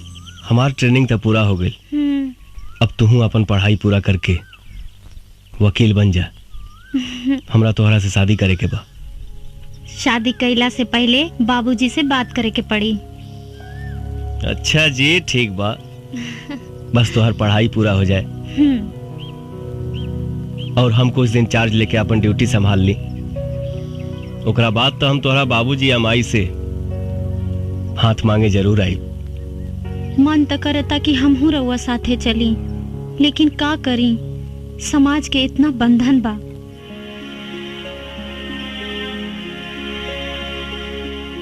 तन मन से हम तोहके अपन पत्नी मान चुकल बानी। सामाजिक बंधन के अंजाम दे वहीं के पड़ी। ड्यूटी पर अपन ध्यान दिहा और अपन खाइल पियल पर ध्यान रखिहा और रोज सुबह शाम हमरा के एगो फोन जरूर कर लिहा। ठीक बा। I love you. I love you too. मेरे पवन को दर दर भटकने पे मजबूर करने वाले लोगों को तड़पा तड़पा के मारूंगी। उसके अधूरे सपने को मैं पूरा करूंगी। एगो बात बतावा रामायण जी। लखिया के कोनो तस्वीर बा का? ना मैडम, आज ले लखिया की कुछ सूरत नहीं के देखलस। मैडम वो तो गरीबन का मसीहा हो, चोरी छिपे हर गरीबन का मदद करेला। और मैडम एक बात हो, आज ले ओकरे बंदूक का गोले की निर्दोष के ना लागल, वो वही कमरलस जे मरे का हकदार रहल। कुछ भी हो, न्याय अन्याय कोई कानून के काम हो। लखिया के ना, अब हम अपन जंग ऊ कमीना लखिया के मौत से शुरू करब, मौत से।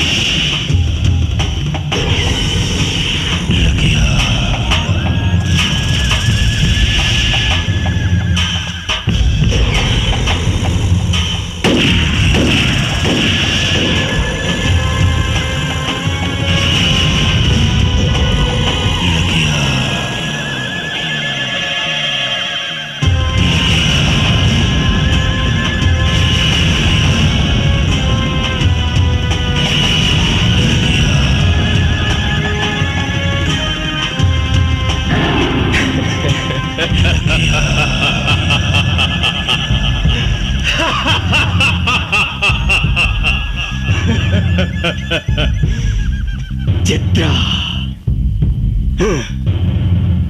ये कौन चित्रा है रे? एक चित्रा वो थी जो मेरी जान थी, और ये दूसरी चित्रा कौन है जो मेरी जान की दुश्मन बनी हुई है?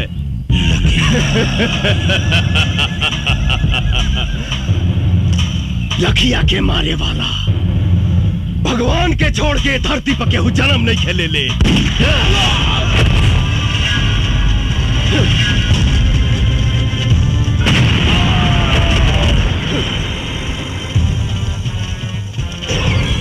पुलिस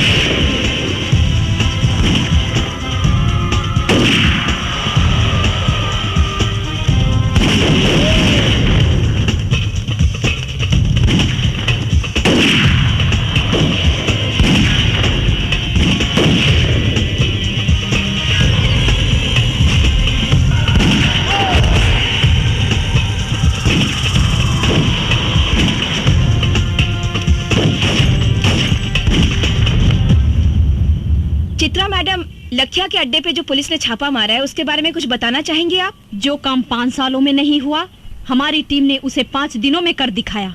लखिया का अड्डा खत्म हो चुका है, वो बहुत ही कमजोर पड़ चुका है। बहुत जल्द ही वो पकड़ा भी जाएगा। हमने दूसरा अटैक उस पे करने का ऐलान भी कर दिया है। या तो वो प्रदेश छोड़ देगा, नहीं तो वो मारा जाएगा।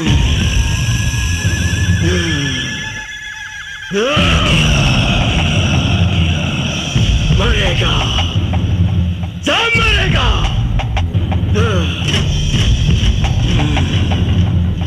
भोला यादव मरेगा, चित्रा मरेगी, DIG मरेगा।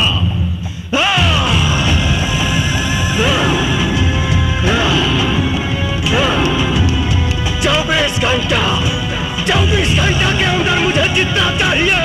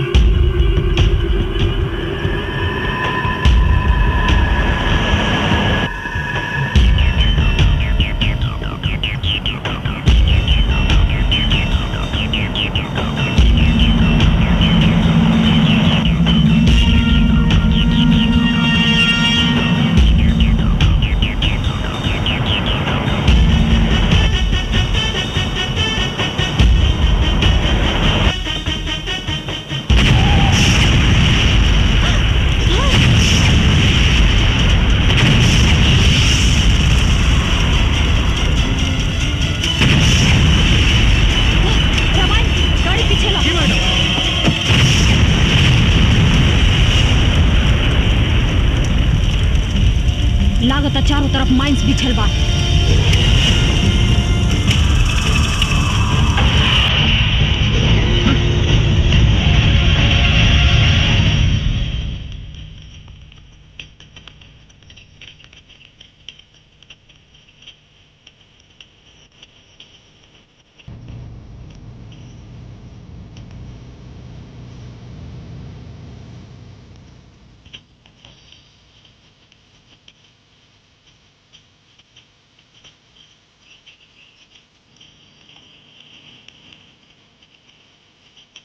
भैया इली राउंड सितार आ गई।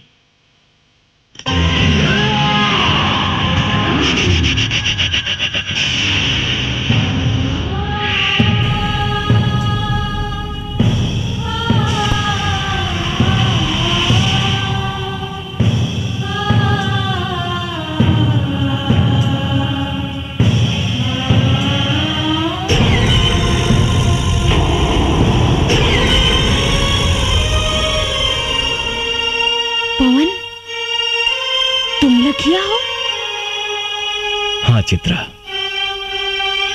लेकिन तुमने वर्दी कब पहन ली? हमरा ना मालूम रहे कि तोहरा से मुलाकात हुई वो ऐसा मोड़ पे। का करी चित्रा, IPS पवन सिंह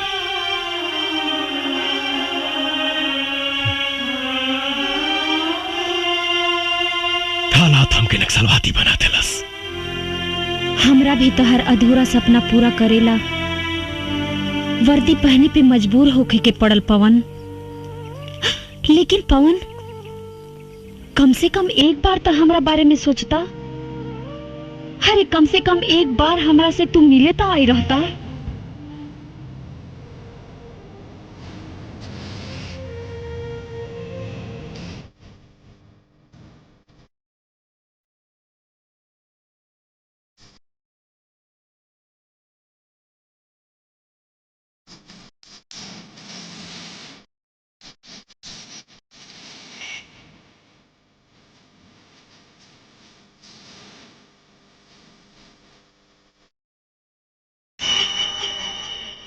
चित्र अपना माथा पर कलंक के टीका लगा के अपना चित्रा पे तो भरोसा रखती हैं आप। उदास भी बा,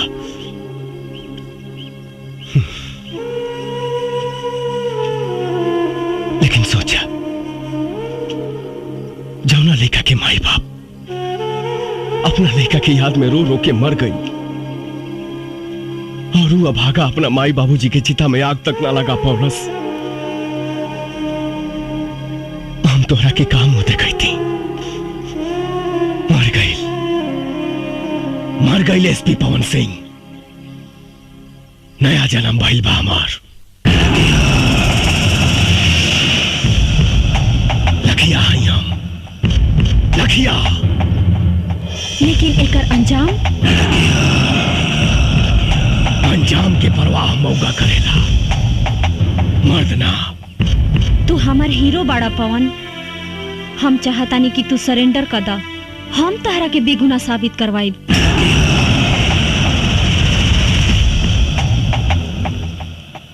कुछ ना करवाई वो तुम। कानून सजा दिलाई तहार दुश्मन भोला यादव के। कानून? कौना कानून के बात करता रू?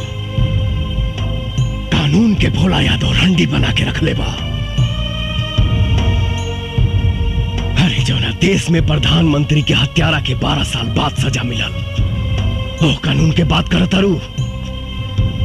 संसद पे आक्रमण करे वाला के दामाद के तरह बैठा के सेवा कई जाता। कसाब जैसन हत्यारा के सुरक्षा में करोड़ों रुपया खर्च हो गई बा। वो कानून का सजा दी भोला यादव के? हमरा तोहरा कानून पे भरोसा नहीं खे। बहुत जल्द भोला यादव जेल के अंदर हुई पवन। तू हमरा ऊपर भरोसा रखा। तू ना समझ पाड़ू चित्रा। हिंदुस्तान के जेल अपराधियन खातिर कोनो 5 स्टार होटल से कम नहीं खे। शायद तोहरा मालूम नहीं खे, इस देश में 25,000 ऐसे अपराधी हैं जो जेल के अंदर से अपना कारोबार चलाते हैं। 2500 अपराधी जेल के अंदर से किसी न किसी मंत्री या सांसद के लिए काम करते हैं। 250 अपराधी जेल के अंदर से चुनाव लड़ते हैं और 25 ऐसे अपराधी हैं जो जेल के अंदर से सरकार चलाते हैं। लेकिन पवन, जिस राह पे तुम चल रहे हो उससे भी तो तुम्हारी बेगुनाही साबित नहीं होगी। इसकी चिंता कहां थी पहले? अब तुम मिल गई बड़ू तो सोचब। अगर तू चाहता रू कि हम अपने आप के सरेंडर कर दी तो हमके 48 घंटा के समय दा। हम वादा करते नहीं कि अपने आप के कानून के हवाले कर दे। लेकिन भोला यादव के खत्म करके। ठीक बा पवन, बाकी जाए से पहले तू हमार मांग भर दा। कहे से कि कानून के राह में शायद तू हमार गोली के निशाना बन जा और हम तहार विधवा बन के जियल चाहता नहीं। कैसे तुहार मांग भर दे चित्रा? हम तुहार सौतन लाइल बानी। सौतन? हाँ, एकरा से बियाह कइले बानी हम। एकरे मांग भर ले बानी हम। अब तो बस खून, खून, बस खून। तो पवन, यही सिंदूर से तू हमरो मांग भर दा। तहर इस सौतन के साथ समझौता करके जी ले।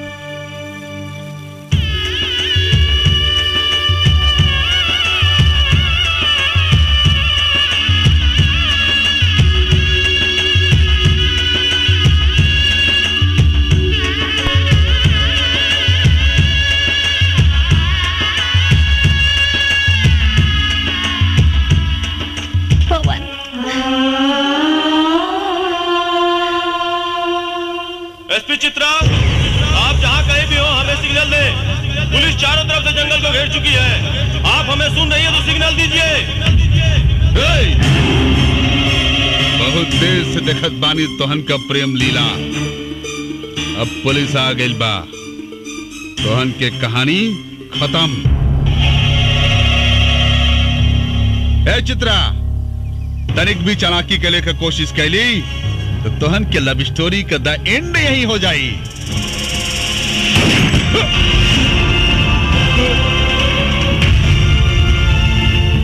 रामायण साला दोगला पुलिस वाले पर गोली चलाता है।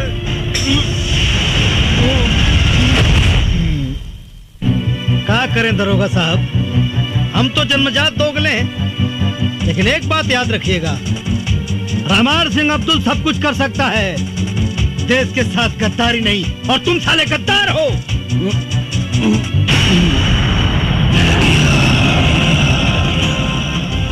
राजपूत के वादा बा 48 घंटा में मिला।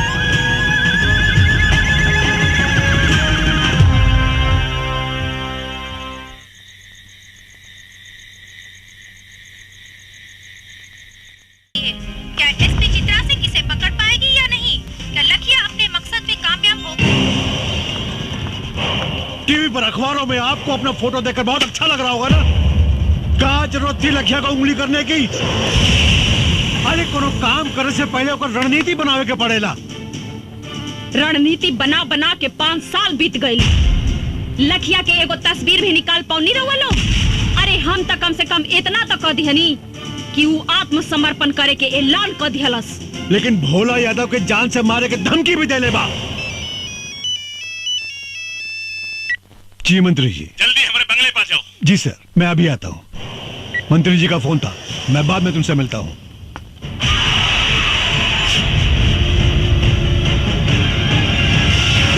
नेताजी शहर के पूरे दीवार पर लिखा गईल बा और पर्चा भी बटा गईल बा। 48 घंटा के अंदर लखिया रउआ के खत्म कर दी और फिर पुलिस में आत्मसमर्पण करी। हमारा बहुत डर लागत बा। घंटा उखाड़ी लखिया साला हमार। अरे उस साला के तो हम ऊ हाल करब कि जिंदगी में कभी सोचले भी ना होई। ओकर सारे का हाथ पैर काट के ओकरे पछवाड़े में बांस घुसेड़ दे।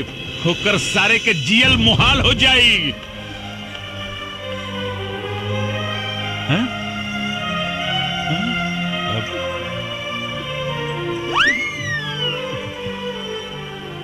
अरे का कह रहल बाड़ू?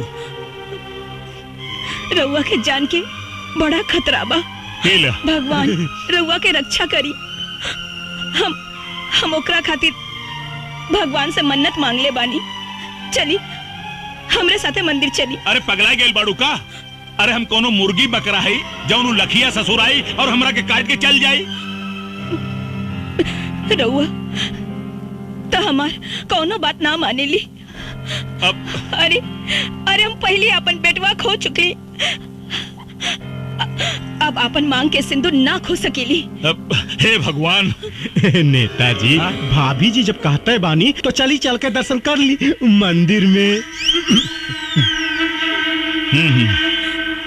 ठीक बा, चली आई। कहाँ जा रहा बानी सर? मंदिर। रउआ के 48 घंटा सुरक्षा में रहे के होगी।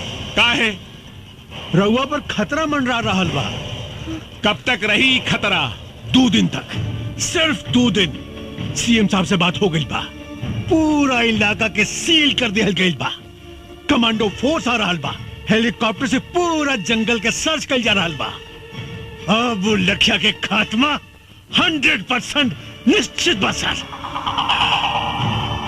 अब देखा रहुआ सर, हमरे मोतिहारी जिला के राहत के सांस मिली, राहत के। तो ठीक बा, रवो हमारे साथे मंदिर चली। हाँ, सरकार खाली 48 घंटा के बाद बा, काहे जान जोखिम में डालत हई। कहीं तो फोन करके शंकर भगवान के यहीं बुला ली, यहीं दर्शन कर ली। का बकरा है तू रे? सरकार मतलब पंडित जी के घर में बुला लेता नहीं और पूजा पाठ यहीं जे कर ली। अब सर ये बिल्कुल ठीक कर रहा बा, बिल्कुल ठीक कर रहा बा। तो ठीक बा, पंडित जी को बुलाए ले, पूजा यही हो जाई। अरे बाप रे, अरे बाप रे बाप। का भइल? अरे हे रानी, हे देखा का छपल बा हो। का छपल बा?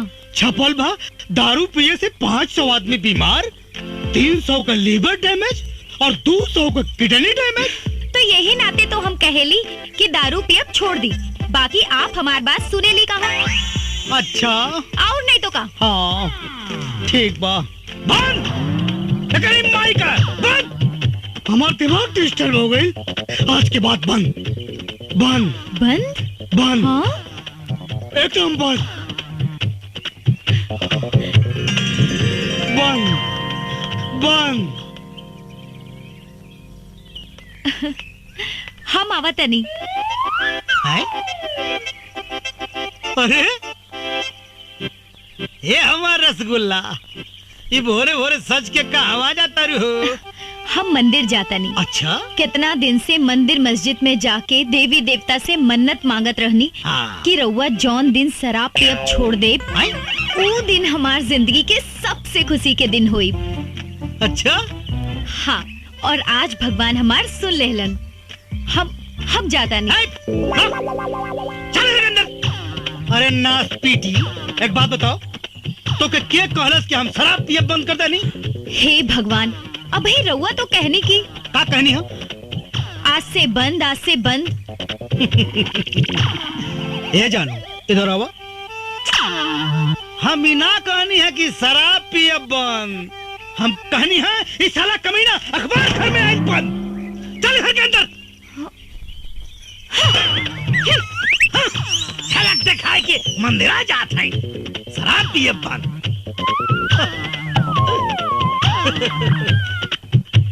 जियला अगर जरूरी बा तो पियला बहुत जरूरी बा।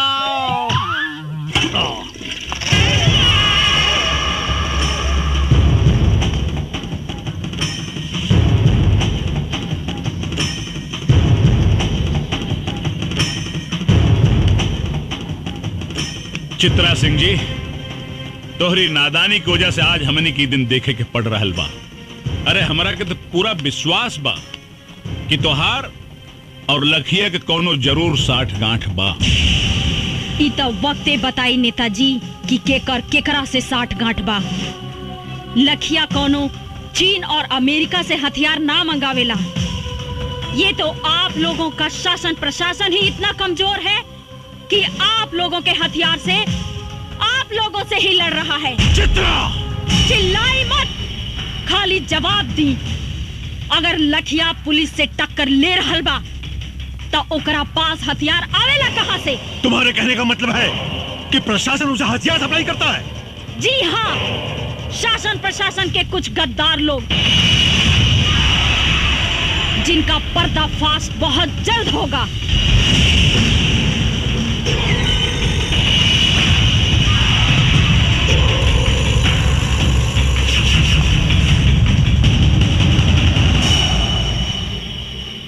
डीआईजी साहब, यह औरत बहुत खतरनाक साबित हो सकेले। एकरा के कुछ करे के पड़ी। सर आप चिंता मत करी, एक करता हम वो हाल करब कि केहो के जिंदगी भर मुंह दिखाए लायक न रह जाए।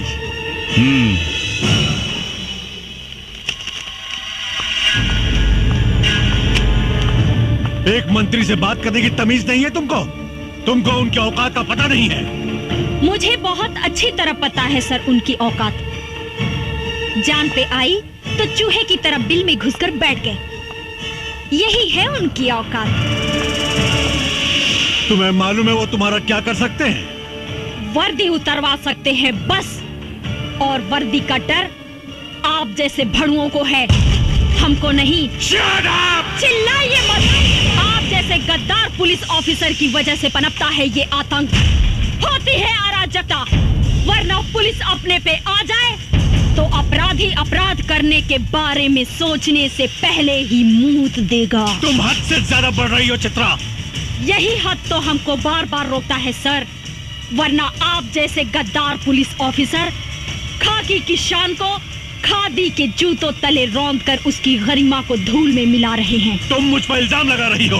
बिल्कुल सर, जब कोई पुलिस ऑफिसर ईमानदारी से काम करता है, अपने काम को अंजाम देता है, तो नेताओं के एक इशारे पे आप लोग या तो उसका ट्रांसफर करवा देते हैं और नहीं तो उसकी वर्दी उतरवाकर खूंटी पर टंगवा देते हैं। तुमको इस बात का अंदाजा है कि तुम किससे बात कर रही हो? जी हाँ, एक पुलिस ऑफिसर कम, दलाल ज्यादा हैं आप।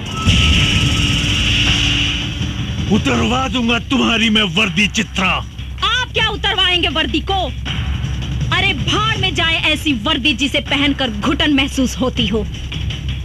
इंतजार कीजिए, 48 घंटे में ये वर्दी आपके सामने होगी।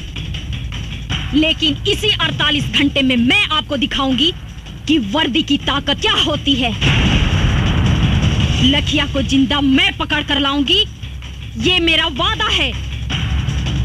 असली बाप के औलाद हैं तो भोला यादव को बचा कर दिखाओ।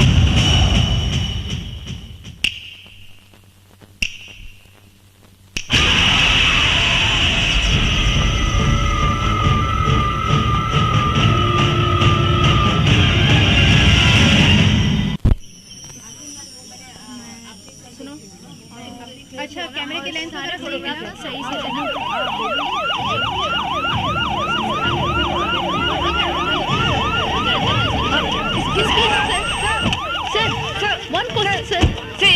साहब, आप भोला यादव की सुरक्षा के लिए क्या व्यवस्था किए हैं? भोला यादव की सुरक्षा पूरी तरह से हो रही है, परिंदा पर भी नहीं मार सकता। लेकिन कब तक? बहुत जल्द हम लखिया को जड़ से खत्म कर देंगे। हमारी पूरी पुलिस फोर्स लखिया को युद्ध स्तर पर ढूंढ रही है। आप लोग चिंता मत कीजिए, बहुत जल्द हम आप लोगों को एक गुड न्यूज देने वाले हैं। लखिया का खात्मा तो होकर रहेगा, मैं उसे खत्म कर दूंगा। एक्सक्यूज मी सर। एसपी चित्रा सिंह जी, कहाँ बा लखिया? लखिया तो जंगल में छिपल बा, फिर तू यहाँ का कर रहल बाड़ू है? बतावे आइल बनी कि मुस्तैद रहिया बड़ा ही खतरनाक खिलाड़ी बा लखिया। आंख से सुरमा निकाल लेवेला और आंख के पता भी ना चलेला। लखिया के खाल खिंचवा के ओकरा में भूसा भरवा दे। तू हमरा के चीन्हे लो ना। ये तो वक्ते बताई कि केकरा के खाल खिंचवाई। तहरा बात में तो लखिया के प्रति बड़ा हमदर्दी दिखाई देता। ई राउर आंख के दोष बा, राउर नजर खराब हो गई बा, चश्मा लगवा ली। तभी से बात करा। और एक बात याद रखा, 2 घंटा बचल बा तारा के लखिया के गिरफ्तार करे में। अगर तू गिरफ्तार ना कैलू तो तोहार भी हम हुए हाल करब। जवन एसपी पवन सिंह के कैनी यही ना? चुप काहे हो गई? वर्दी के ताकत और वर्दी के औकात आपका जाने नी, हम जाने नी। डीआईजी साहब, जौना लखिया के रउआ लोग एगो तस्वीर तक हासिल ना कर पौनी, आज हम ओकरा साक्षात गिरफ्तार करके ले आइल बनी। कहाँ बा लखिया? तारा जेब में ना, राउर बाप भोला यादव के स्वागत में बा, चल के देख ली।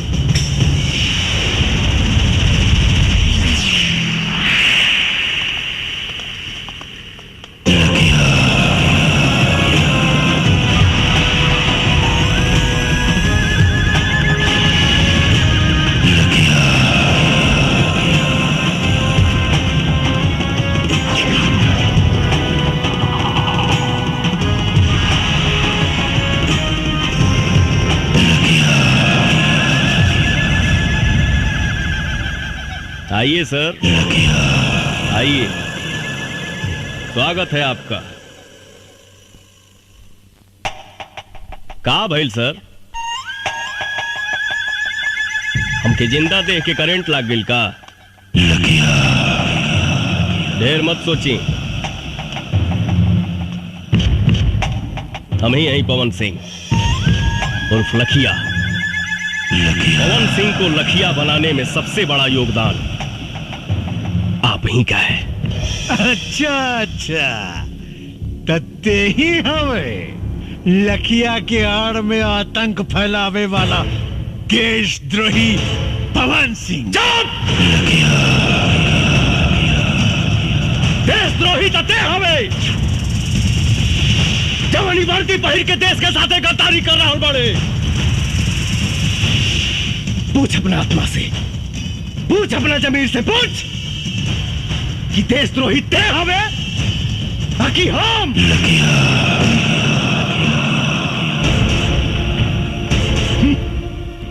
रस्सी जल गई मगर ऐठन ना गई।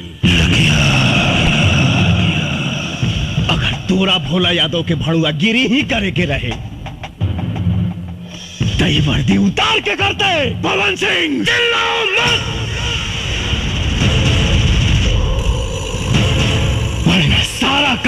1 सेकंड में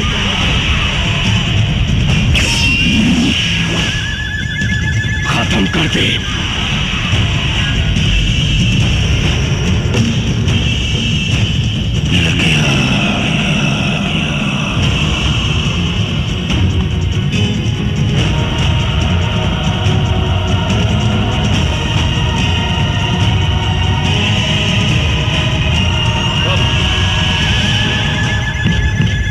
साला खाकी पहन के गांधी जी के अपमान कर रहा बड़े, और ये साला खाकी पहन के पुलिस का अपमान कर रहा बा। पवन सिंह, ये बंदर लेखा गुलाटी मारल बंद कर और अपना आदमी से कहा कि हथियार फेंक दे, नहीं तो तू सब लगन के मौत आज सुनिश्चित बा। हे डिया जी, है ये भाषणबाजी बंद कर और बाहर से फोर्स मंगाओ और खत्म कर सारे के, खत्म कर। खत्म तो हम तोहरा के करब रे। संसद में बैठ के देश का सौदा कर रहा बा। रुक जा पवन सिंह, नहीं तो गोली मार दे। अरे तो मुंह का दिखाता रे, मार गोली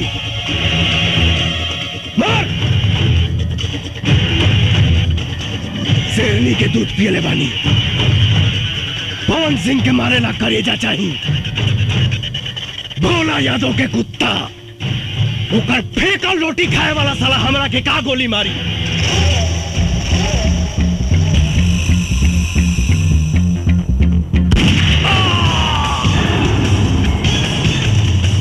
पवन सिंह, ये तुम ठीक नहीं कर रहे हो।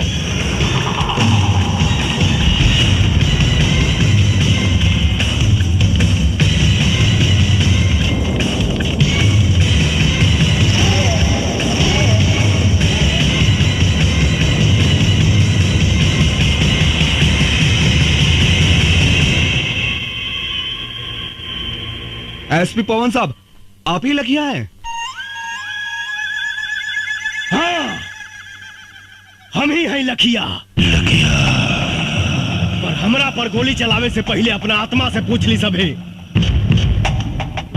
कि जकरा पर वो असम्बली गोली चलावे जा रहल बानी ओका सचमुच के एक मुजरिम लखिया हो या वर्दी के इज्जत रखे वाला एसपी पवन सिंह। अगर मेरी बर्बादियों में ही तुम सबकी खुशी, तो एक ठोकर मार मुझे बर्बाद कर जा।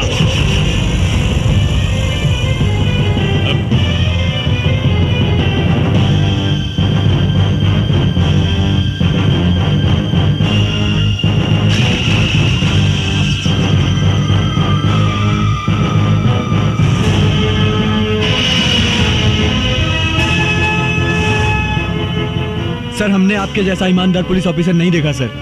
हम आपके ऊपर गोली नहीं चला सकते सर। सर, अगर आप जैसे पुलिस ऑफिसर पर गोली चलाऊंगा तो घर जाके अपने बच्चों को क्या जवाब दूंगा? आप पर गोली चली तो हिंदुस्तान में भ्रष्टाचार और आतंक खत्म कर देने वाला आप जैसा ऑफिसर बनने की कोई भी हिम्मत नहीं करेगा सर।